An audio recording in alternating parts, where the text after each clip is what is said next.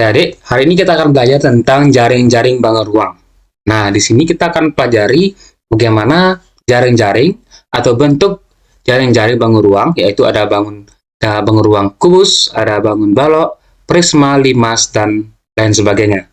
Nah, di sini ada berbagai macam-macam jaring-jaringnya, supaya kita bisa membentuk bagaimana membayangkan atau memvisualisasikan jaring-jaring pada bangun ruang. Nah, yang pertama, di sini ada jaring-jaring kubus yang pertama. Nah, kubus itu merupakan bangun ruang yang memiliki rusuk yang sama. Jadi setiap rusuk itu memiliki ukuran yang sama. Nah, ini adalah jaring-jaring kubus. Ya, jaring kubus. Jadi kalau kita lipat nanti jaring-jaring ini akan membentuk suatu kubus. Nah, coba nanti adik-adik bisa scan di e-modul yang sudah adik-adik dapatkan. Silakan di-scan secara mandiri. Nah, kakak akan menunjukkan bagaimana mensimulasi bentuk jaring-jaring kubus sebagai berikut. Nah, misalkan di sini kakak akan menunjukkan sebuah jaring-jaring kubus. Ya, ini merupakan bentuk kubus ya. Ini adalah bentuk kubus, silakan adik-adik cermati. Kubus ini kalau kita buka, ya kalau kita buka menggunakan atau kita potong ya sisi-sisinya itu, maka dia akan membuka seperti ini. Nah, ini merupakan jaring-jaring kubus. Nah, dari sini kita bisa melihat sebenarnya bahwa bangun ruang itu merupakan bentuk geometri yang disusun dari beberapa bentuk bangun datar. Ya, bangun datar itu sudah kita pelajari di materi sebelumnya. Nah, di sini kita simpulkan bahwa ternyata kubus merupakan bangun ruang yang disusun dari berapa? Dari 6 bangun datar, yaitu persegi.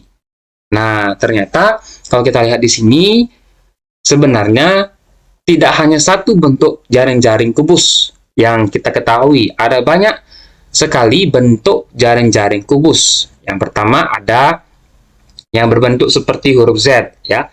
Ada yang berbentuk juga seperti ini ya, seperti pada gambar ini. Ada yang bentuk seperti yang pertama ini, seperti yang kedua, yang ketiga, atau yang keempat. Ya. Nah, yang perlu kita perhatikan bahwa yang mana yang menjadi alasnya, yang mana yang menjadi tutupnya. Kalau di sini yang menjadi alasnya adalah yang warna kuning, yang menjadi tutupnya adalah yang warna ungu. Nah, ketika kita bisa menemukan yang mana sih yang menjadi alasnya dan yang mana menjadi tutupnya, maka dengan mudah kita bisa membentuk sebuah bangun ruang kubus. Yang kedua ada bangun ruang balok. Nah, berbeda dengan bangun ruang kubus, tentunya bangun ruang balok tidak memiliki sisi yang sama panjang semuanya, rusuk yang sama panjang semuanya, tetapi yang memiliki sepasang sisi yang sama dan saling berhadapan. Contoh di sini kita akan tunjukkan, adik bisa men-scan di modul masing-masing. Nah, ini merupakan tadi bentuk kubus, yang kalau balok dia masih sama seperti kubus ini, tetapi memiliki bentuk yang sisi yang berbeda. Nah, kemudian yang lainnya, bentuk jaring-jaring lainnya adalah prisma. Nah, sebenarnya prisma ini memiliki berbagai macam bentuk, ya, tergantung dari alas dan tutup dari bangun prisma. Ada yang berbentuk seperti alasnya berbentuk seperti persegi, ya, akan membentuk sebuah balok atau kubus. Nah, sebenarnya kubus dan balok juga merupakan sebuah prisma, tetapi prisma segi 4. Karena apa? Karena prisma itu memiliki alas dan tutup berbentuk persegi. Nah, kalau prisma segitiga itu seperti pada gambar ini. Prisma segitiga ini adalah prisma yang memiliki atas alas dan juga tutup berbentuk segitiga.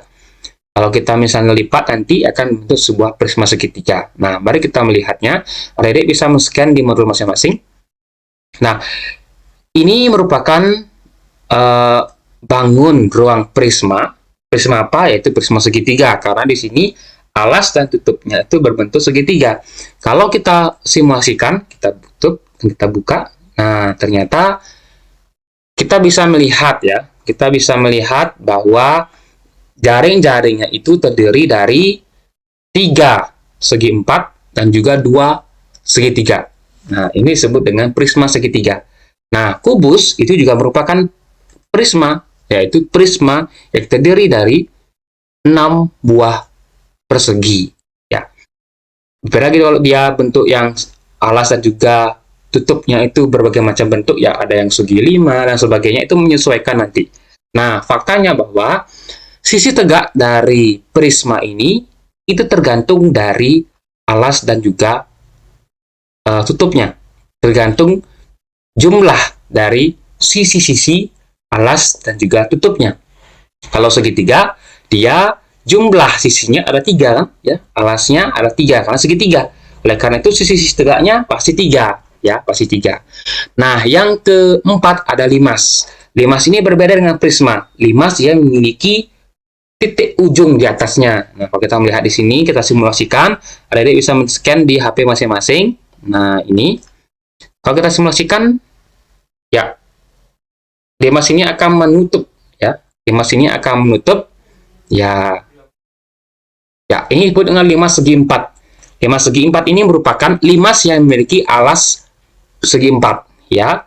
Nah, juga sama, ada berbagai macam jenis limas. Ada limas segi 3, limas segi 4, tergantung dari pembentuk alas dari limas tersebut. Dan jumlah sisi tegaknya itu bergantung pada jumlah sisi dari sisi tegaknya. Kalau di sini kan dia jumlah sisi alasnya 4 ya, kan segi 4, maka jumlah sisi tegaknya atau yang segitiga ini berjumlah 4 buah. Nah, juga ada jaring-jaring limas. Nah, ini ya, ini limas segi 3 dan ini limas segi 4. Jadi adik-adik inilah berbagai macam jaring-jaring dari bangun ruang.